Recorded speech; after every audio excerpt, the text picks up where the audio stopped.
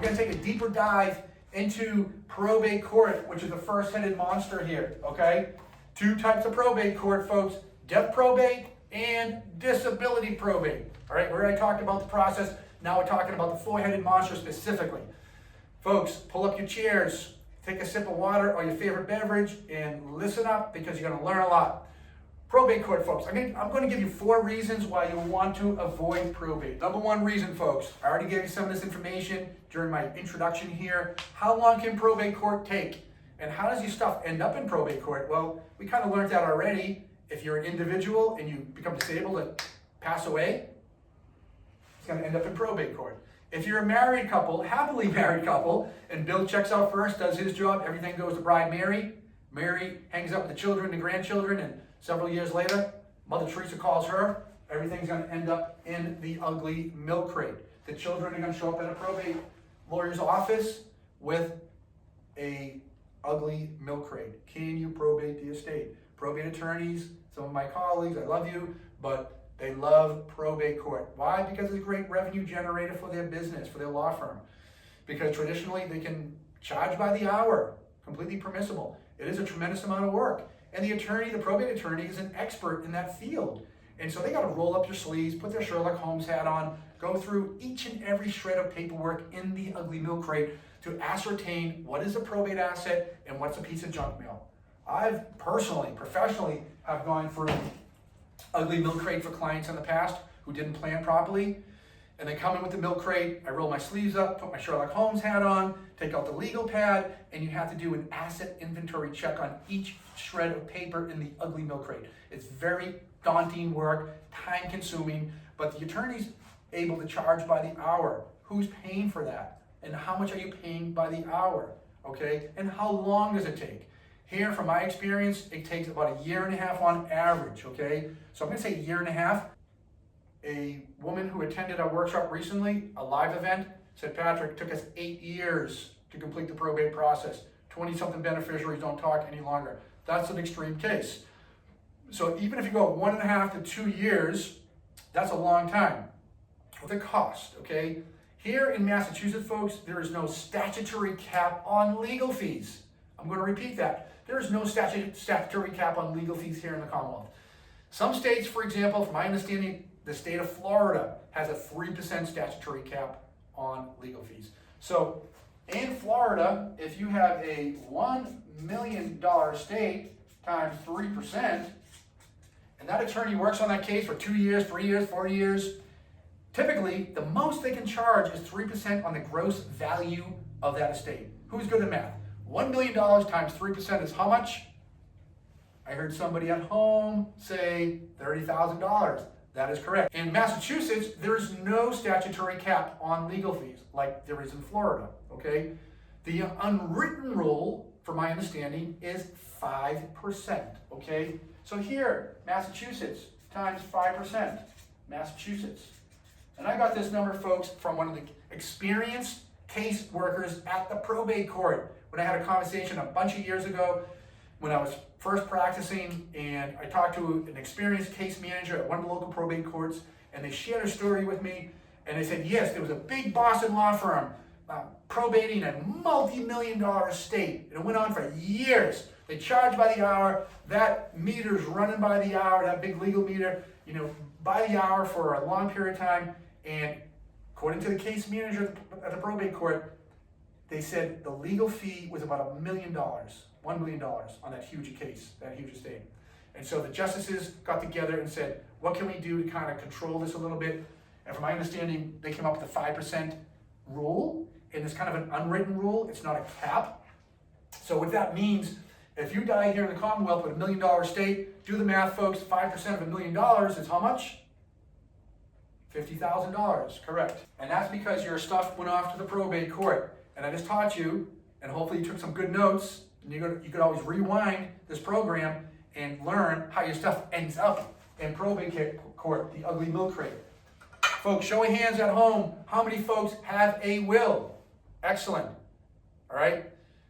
They say 6 out of 10 Americans don't even have a will. So roughly, when I teach a live event, about 4 out of 10 people in the room, or 40 out of 100 go up. So about 40% of people have a will. about 6 out of 10 Americans, statistically, they say don't even have a will.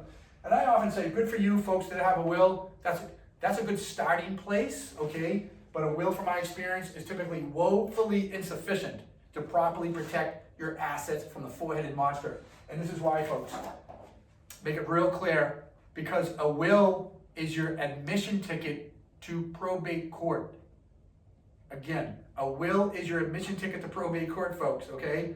Will's gonna end up in the ugly milk crate.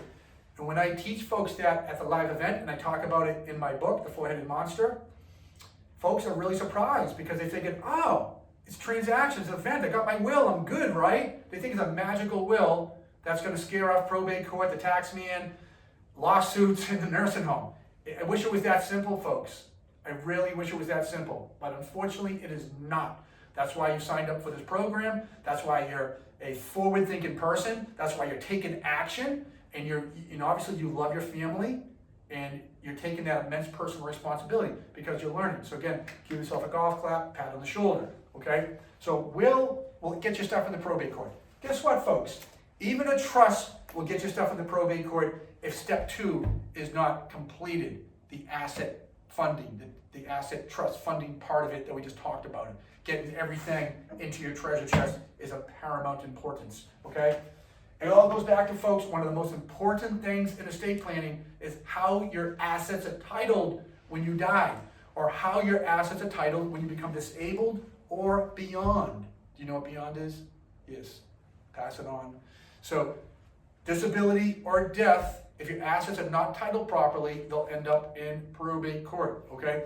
So that's the second reason, folks, you want to avoid probate court. Massachusetts does not have a statutory cap. Unwritten rule, 5%. If you die here in Massachusetts with $1 million estate, and I'm not talking $1 million cold cash, folks. I'm talking about value of your home, value of your retirement, value of your investment accounts, value of your automobile, your boat, your camper, your trailer, whatever you may own that's titled in your name that ends up in the probate court when the shoe drops.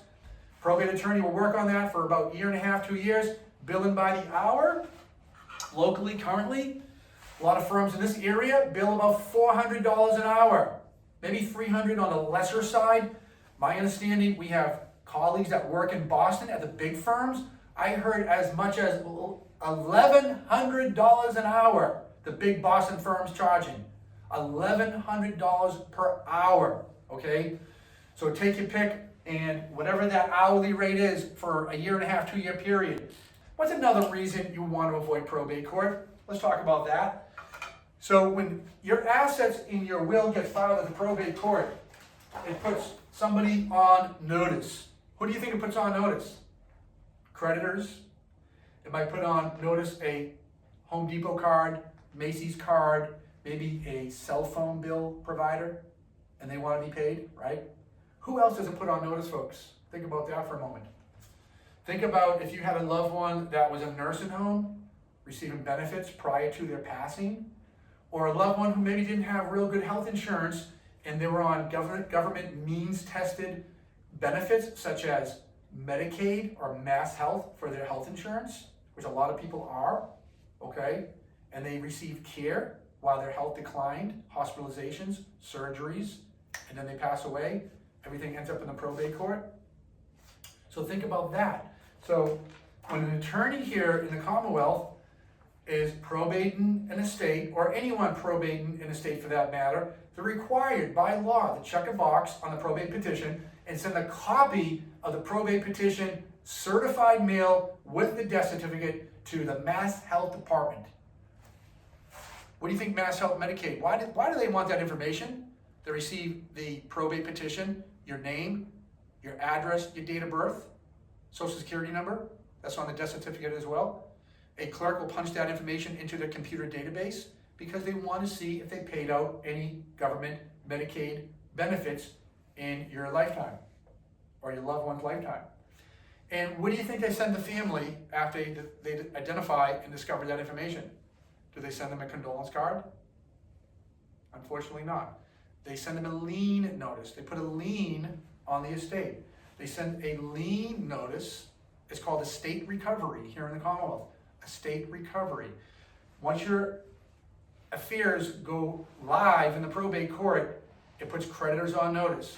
And that's the estate recovery arena, and Mass Health Medicaid here in Massachusetts does a thing called estate recovery. They're entitled by law to be reimbursed dollar for dollar for what they paid in for your care, as they should, because Medicaid makes up about 20% of the state budget, from my understanding. That's a big chunk of the state's budget. So they're looking to get reimbursed from the person, recipient who received those benefits, okay? So a lot of folks say, I don't want my stuff going to probate court, Patrick. How do I keep my affairs out of probate court? Well, we taught you that a few moments ago, right? Create that trust in step 1. Step 2, get everything into your treasure chest. If everything's in your treasure chest, you just pass go. You pass probate court. There should not be any estate recovery because your affairs should not be going off to the ugly milk crate, okay? Is this starting to make sense, folks? All right, so number 3, creditors. Folks, moving on to the 4th reason you want to avoid probate court. Think about it for a moment, okay? When you have a loved one pass away, I know when my parents passed away, there's a lot of emotions going on, grieving, mourning, remembrance, reflection. And you got a big family and everyone's going through this really difficult time of mourning and grieving and so forth.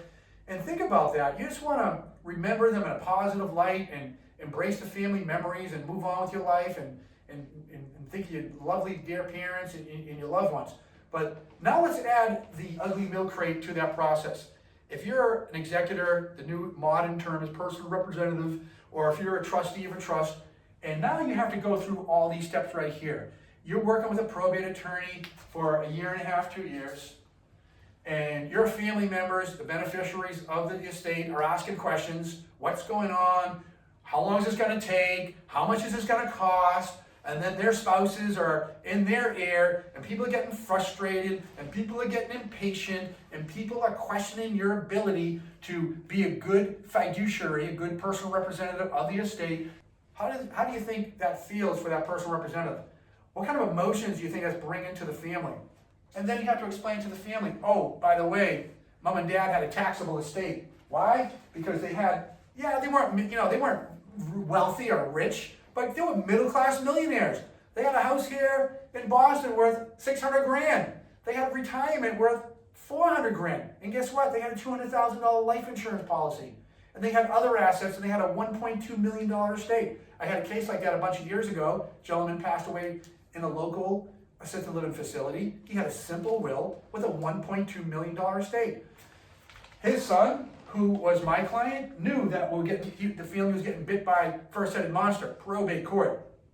What he didn't know, when I put my Sherlock Holmes hat on, and I went through the stack of documents in the ugly milk crate and added everything up on my legal pad, I broke the news to the son. I said, your dad had a $1.2 million estate. He said, okay, what does that mean? I said, unfortunately, we're also going to get bit by the second-headed monster, the estate death tax here in Massachusetts. Because your dad had a basic will. He didn't have any tax planning in there. There was no strategic gifting strategies completed or even considered before the dad passed away. So now the family was going to have to write a big check to the Mass Department of Revenue for the estate death tax, okay? So in this case right here, the family might have to write a big check to the Mass Department of Revenue for the estate death tax. How is that going to make the family members feel as beneficiaries who had this number in their head like, oh, mom and dad passed, but mom and dad worked hard and they loved us, we're going to receive something. But now the personal representative is stroking a $50,000, $60,000 check to the tax man, okay? And then it gets better. And then they explain to the family, you know, the probate attorneys have been working on this case for 1.5 years, 2 years. I'm also stroking a check to them for 50 grand. And whose pocket is that money coming out of? Yes, you, the beneficiary, or your loved ones, the future beneficiaries. So that's the second reason folks want to avoid probate court, okay? Third reason right here, folks, financial creditors and predators right here, all right? If your loved one received Medicaid benefits before their passing, Medicaid has the opportunity to put a lien on the estate. Once it goes off to the probate court, do what they call estate recovery. You're putting them on notice. The probate attorney sending them a letter, probate petition, with the death certificate in the probate petition, certified mail. And so it's like ringing the cowbell, and they get notification, gives them an opportunity to do what they call estate recovery. and now you're explaining to family members, well, mom and dad were ill before they passed away, or they were in a nursing home before they passed away. The house that we thought we were selling for $600,000 and splitting it with the family, we got to give Medicaid $300,000. I'll pick your number, whatever it might be. So as the family's going through this estate probate process, ugly milk crate probate court, 2 years, spending 50 grand in probate fees, spending maybe 50 or 60 grand in estate tax fees to the Mass Department of Revenue, and maybe 300 grand to Medicaid if your parents or loved one receive Medicaid benefits for several years before their passing. What do you think that does to family? Does that bring them family harmony on the front side of the cloud, or family harm on the back side of the cloud? We refer to it as the Roman Colosseum, public record, puts everybody on notice, puts the creditors on notice, family gets frustrated, and it's like, that's why the gentleman said, Patrick, I'm hemorrhaging, when he was at our workshop recently, referring to financially hemorrhaging. And from our experience, when those emotions are going on, and those expenses are going on, and it's lack of control, and poor communication, usually brings family harm, not harmony, okay? So think about that when you're thinking about your dream snapshot. Do you want that family harmony, front side of the cloud, or do you want family harm, back side of the cloud? All right, folks, so that's 4 reasons right there you want to avoid death probate. Hopefully you found that helpful, okay? 4 big reasons to avoid death probate. Are we done? Not done yet, folks. We're going to move on to one of the most overlooked areas in estate planning, and this is called disability probate. Folks, from an actuarial standpoint, unfortunately, most of us just don't check out like you see in the movies, okay? Most of us, like my dear parents, they'll start to decline in health, whether it's weeks, months, sometimes years. Average stay in the nursing home is 3 years. That's a long time of disability. In comes disability planning, and disability planning is of paramount importance, because when you don't have the proper disability planning in place, your loved one's going to be back off to the probate court, trip down to the probate court, trip into the probate court attorney's office for things like conservatorships to manage financial affairs and guardianships to manage healthcare affairs. Guess what, folks? When you have the proper disability planning in place, I refer to it as the Big 6 disability planning. Now, change in learning. I added a 7th. I call it the Big 7 disability planning right now. We're always growing.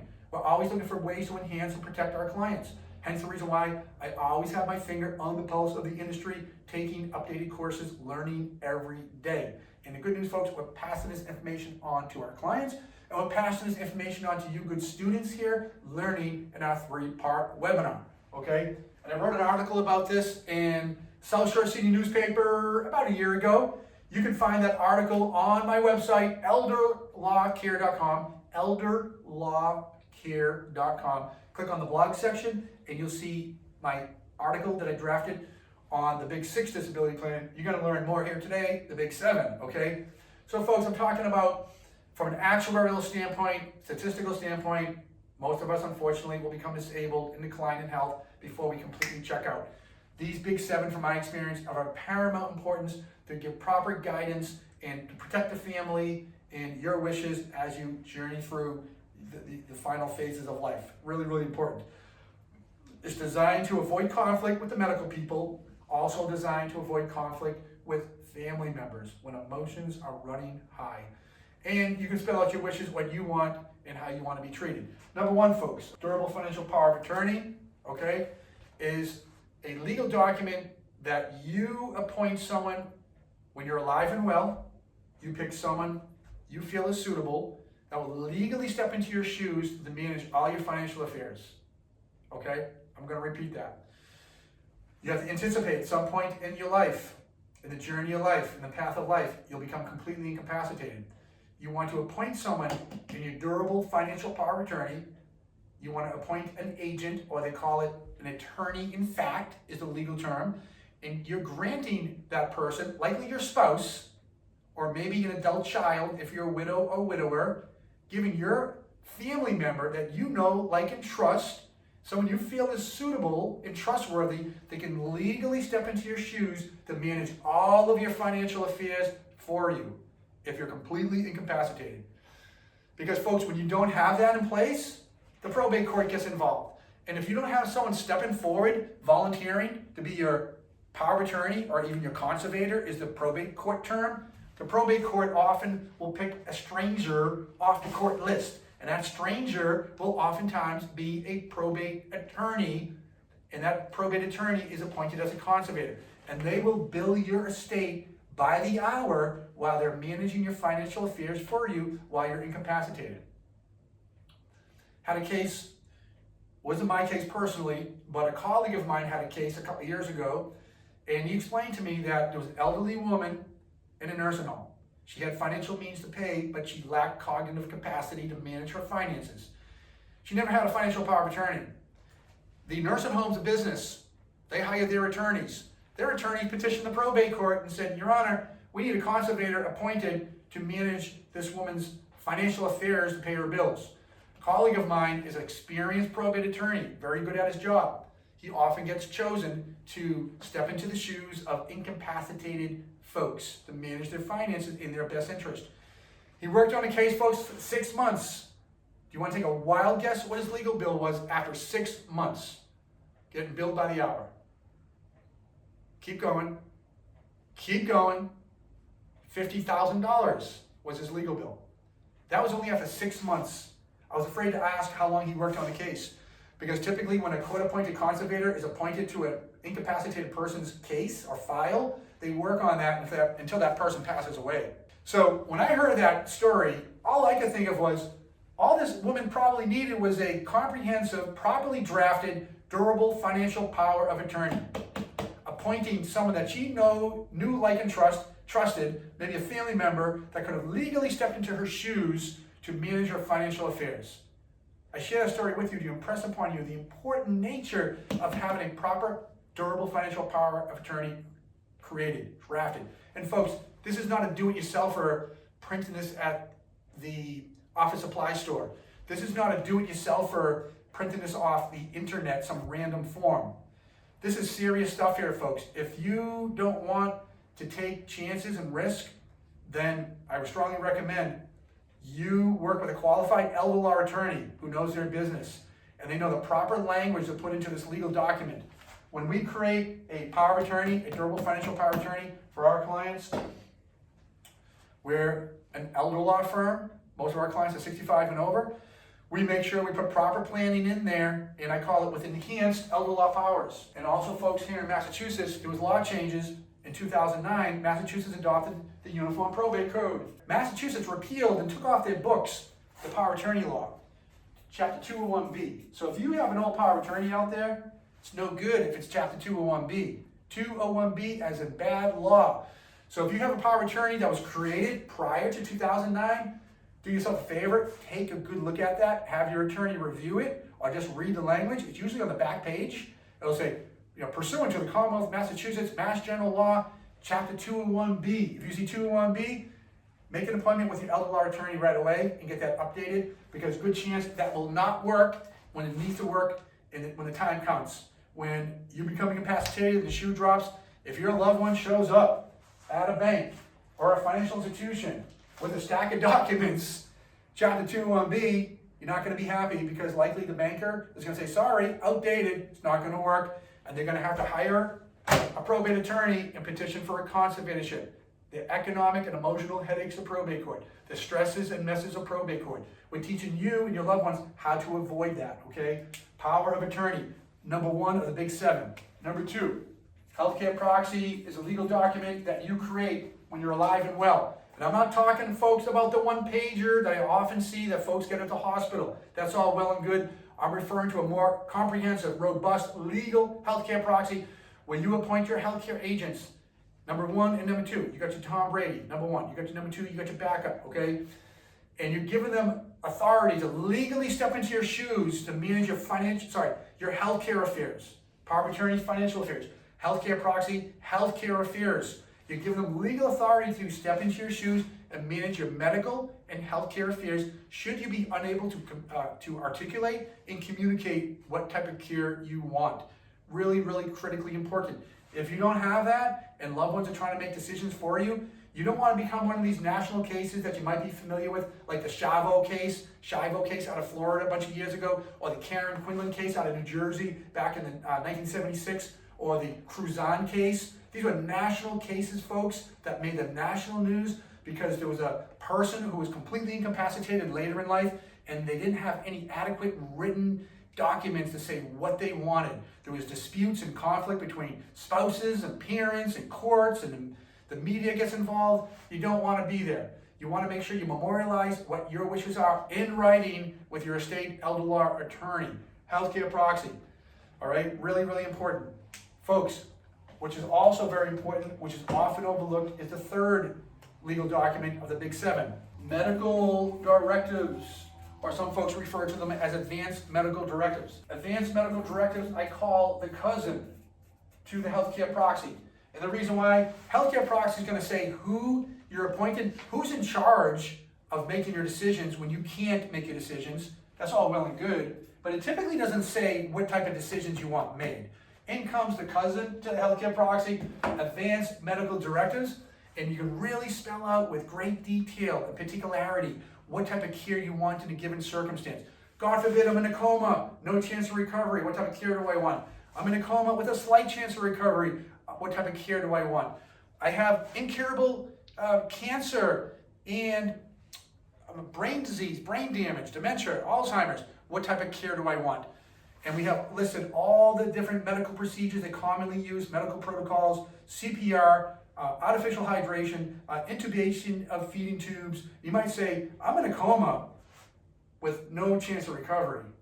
I don't want any of that. But guess what, folks? You may want pain medication. Really, really important to check that box and say, yes, I want to be pain-free. I want pain medication.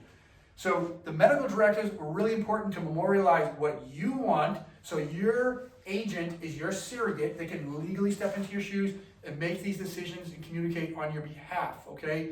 But from my experience, folks, it's also designed to avoid conflict. Avoid conflict with whom?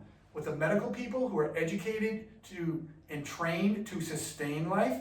I saw it firsthand when my dad, health was crashing at the nursing home. He was transported to the local hospital in Boston in the intensive care unit. My dad wasn't eating. He wasn't doing his rehab. And the doctor said to me, sir, we can give you dad a feeding tube. We can intubate. And that feeding tube, I said, what will that do, doctor? He said, that'll give him artificial hydration and nutrition. And I said, what will that do? That'll give him energy. And I said, what will that do? Maybe he can do his rehab and go home. Oh, I was like, sounds wonderful. My emotions were running high for that few minutes, okay? I looked at my dad's red book, at his medical directives. My dad never wanted that. So that was a reality check for me. Spoke to a family member who is in the medical profession and said, if you ever did that, all you're doing is delaying the inevitable. He'd be okay for a day or two, and then he'd crash again. My dad was 86 at the time.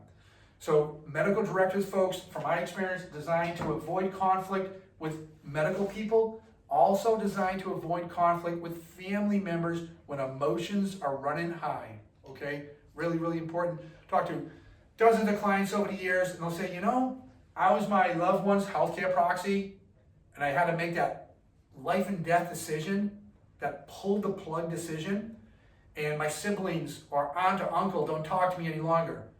So you better believe, from my experience, when emotions are running high in families, you're always going to have different opinions. And you're always going to have someone in your ear, you shoulda, coulda, woulda. What do they call that? Monday morning quarterback? All right? So from my experience, when you have that advanced medical directive, the cousin to the healthcare proxy, even if they don't agree with you, when they see that and they know that you're not making a unilateral, independent decision, when they see that it's their loved one's written choice, memorialized previously when they were alive and well, they'll take a step back. They'll honor it, they'll respect it. They may not like it, but they'll honor it, they'll respect it.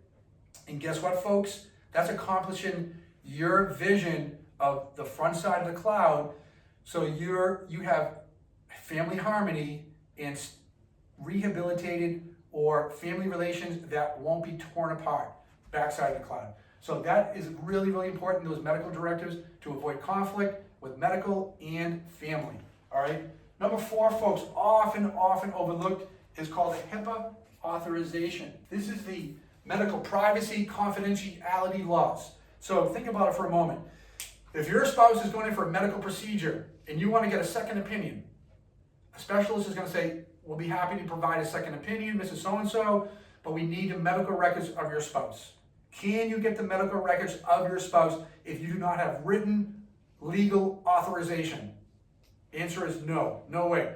How many times have you gotten on the phone with a phone vendor, provider, cable company, whomever, and you're trying to get information about something relatively simple with regular day of life activities, and your name's not on that account? Will they speak with you? Absolutely not. They're going to say, put your husband on the phone, put your wife on the phone, whatever the situation may be.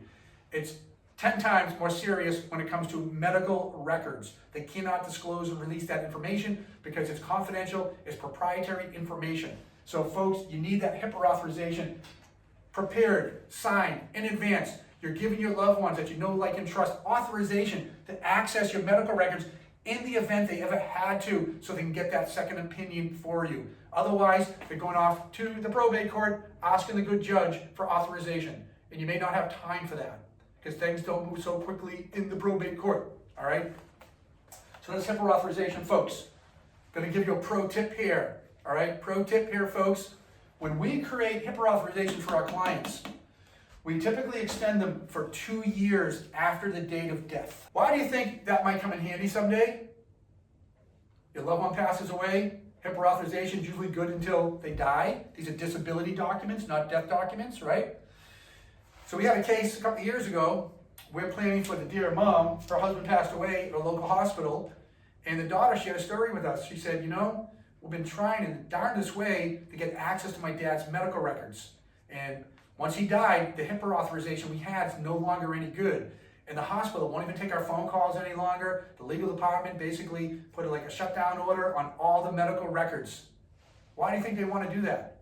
Because they don't want to get sued. They don't want to make it easy for the family. So they've been advised by that by their attorneys. So the only way that family now can get that is off to the probate court asking the judge. And the judge may say yes, may say no, because they'll have their attorneys come in and oppose it. So HIPAA authorization, really, really important to get access to a loved one's medical records. Pro tip, we typically like to extend ours for 2 years. But make sure you work with a qualified elder law attorney, estate plan attorney, who's going to draft the appropriate language in there for you. Folks, number 5, living will. Some folks refer to a living will as a DNR. Do not resuscitate. You're in a coma, catastrophic disaster, no chance of recovery. A lot of folks will say, I don't want to be hooked up to machines and tubes, Patrick. I want to make sure that my family members know that and there's no disputes or conflict. Living will, DNR, okay? Number 6, this is a new one. I talked about the 3 L's at the beginning of today's webinar. Spoon-fed directive. I sat in on a course with my elder council organization maybe about 2 years ago, and was taught by a PhD nurse who impressed upon us elder law attorneys. She told us about this sad case out of New York State. Retired nurse, had a healthcare proxy, developed dementia later in life, ended up in a nursing home. Her healthcare proxy was silent to whether she wanted to be spoon-fed or not. Apparently, that's standard medical protocol in a lot of nursing homes. If a patient is no longer thriving, they're no longer eating on their own, the protocol is to spoon-feed them. The nurse, PhD nurse who taught us the course, she explained it like this. She said, the human brain is similar to a baby bird, a mother feeding a baby bird. And when you have a diminished capacity individual that's incapacitated in a nursing home, and you have a worker sticking a spoon in their mouth, the brain will trigger the jaw to open and they'll eat and consume that food. Anyway, in this case here, the woman never wanted that, and they continue to spoon feed her. And apparently they sustained her life by greater than 10 years.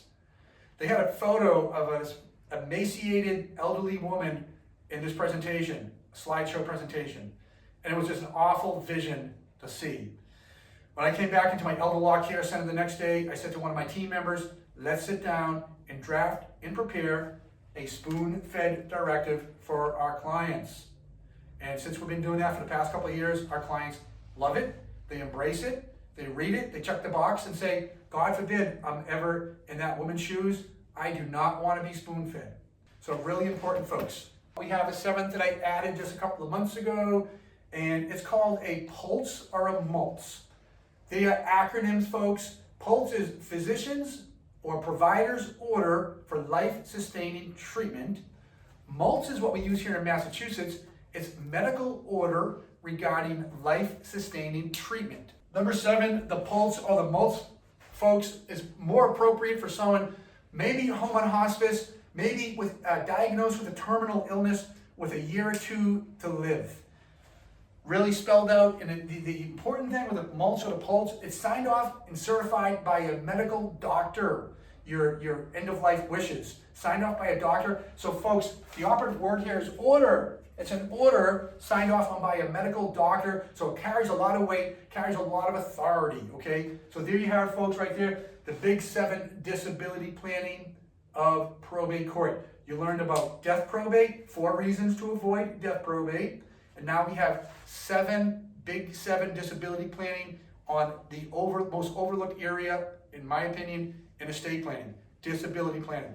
Folks, when you don't have the proper disability planning in place, there's a good chance you or your loved one is going to end up in the probate court petitioning for things like conservatorship, guardianships. And I'm going to share one more story with you. No names, of course. A couple of years ago, dear client of mine, married to his dear bride for about 50 years. His wife never signed a power of attorney or a healthcare proxy. She developed severe dementia onset in her 60s, okay? She was so incapacitated at this point, she was hospitalized. Her dear husband of nearly 50 years was simply trying to move her to a local nursing home. And he was also simply trying to get access to one of their assets so he could pay the nursing home privately about $15,000 per month, and he couldn't do either one of them. The husband felt helpless and hopeless, married to his dear bride for nearly 50 years at the time. He's watching his dear wife decline rapidly in front of him, and that was stressful enough, but now he couldn't even make a decision financially or medically for her. He hires my firm. What do we have to do? We got to petition the probate court. We got to go down to the good judge and petition for a thing called a conservatorship. They get our client appointed as the financial conservator so he could legally step into his wife's shoes to manage her finances, so he can get access to money to pay her nursing home bill.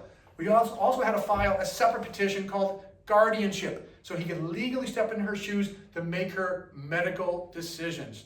The medical people and the financial people wouldn't give him any time of day until he had these appointments from the probate court. So now this gentleman is paying my firm by the hour, because it's not pre-planning, by the hour. Process has taken about 7 months. He's paying my firm by the hour, and then the court recognizes that his wife is incapacitated, disabled. What does the probate court do? Probate court is all about protecting the incapacitated person. The protected person, they call it at the probate court. So they have to go off their list, and they pick an attorney, a private attorney off their list to represent whom? To represent the incapacitated wife, because she's a protected person. They want to make sure that her rights are being properly represented and protected against her husband of 50 years. Because he's the greatest guy in the world. He's a saint. But they don't know that, because a lot of bad things happen to good people. So the probate court has these prophylactic checks and balances measures in place. So now this attorney has to do their investigation and talk to the family and do reports and report back to the judge and so forth. Who do you think's paying the second attorney? He's already paying my firm by the hour. Court appoints a private attorney off the list to do their work for several months. Who's paying the second attorney? That is correct. The husband. The husband's paying the second attorney. It gets worse. Not uncommon in these situations. The wife has dementia. The medical providers are prescribing what they call antipsychotic medications to treat her dementia. When a protected person in the probate court's eyes are receiving antipsychotic medications, it triggers a thing called a Rogers hearing here in the Commonwealth. It's an old case, Rogers versus Commonwealth. Rogers v. Commonwealth. And so whenever they're receiving antipsychotic medications, the judge has to appoint a Rogers attorney, a third attorney off the probate court list, or the second attorney off the probate court list, to investigate the medications, the administration of medications, to making sure that they're appropriate. Who's paying the second attorney or the third attorney, and 3 attorneys working on this matter in this case? That is correct. The husband. The husband's paying the third attorney. 7 months into this case, we're down to probate court, probably our third or fourth trip back there. And we're down there at 8 a.m. Now it's noon time. Waiting for the good clerk to sign off on the paperwork for us. It was going to be a good day. We're making progress. My client is exhausted, morally, mentally, emotionally, physically exhausted. He's leaning on the clerk's counter, and he takes a deep breath. He looks at me and says, "Patrick, do you mean to tell me if so-and-so," referring to his dear bride, "had just signed a power of attorney and a healthcare proxy, we wouldn't be here today?" And the answer was a resounding yes. So I share that story with you folks to impress upon you the critical nature of putting the big 7 or at least the big 6 disability plan into place, okay? And if you're over 65, a power of attorney and healthcare proxy with enhanced elder law powers, because the alternative is, folks, is this right here in the story I just shared with you, okay? So there you have it. You have the knowledge, you have the power, but don't sit on it, folks. Take action and do something with it. Folks, see you next time at part 2 of our 3-part webinar, how to protect what you have for the people you love the most from the 4-headed monster. Check out the book, 4-Headed Monster, Patrick Kelleher, on Amazon. And folks, go to elderlawcare.com or patrickjkelleher.com to learn more, because we're always putting up new content there, videos, blogs, and you're going to learn a lot. Thanks for being here, folks. Share the information if you find it helpful, but most importantly, take action. If you're looking for a qualified estate elder law attorney that's not near my elder law care center, I work with a lot of wonderful, very bright, caring colleagues. We'll be happy to help you and your loved ones out. Most important thing, folks, is to take action. Thanks for being here. God bless. Stay safe. We'll see you next time at elderlawcare.com.